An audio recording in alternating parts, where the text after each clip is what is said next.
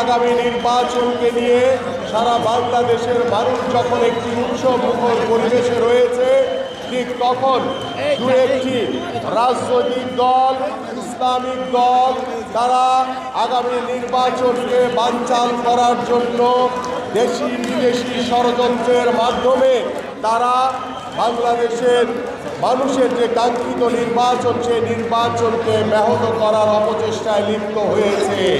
যারা 1971 সালে রাজাকারের ভূমিকায় ছিল, তারা এখন নাকি বাংলাদেশ পরিচালনা করতে চায়। ডিজাইন, এলিগেন্স, বিউটি, সেরা পণ্য সবার জন্য জেভিকো। যারা 1971 সালে আমার জাতীয় পতাকাকে অবমূল্যায়ন করেছিল, তারা আজকে দেখি ওই ঢাকা 17 আসনে একটি মিটিং হচ্ছে, আপনারা অনেকেই সামাজিক যোগাযোগ মাধ্যমে দেখেছেন, যে তারা আজকেও বাংলাদেশের জাতীয় পতাকাকে অবমাননা করেছে।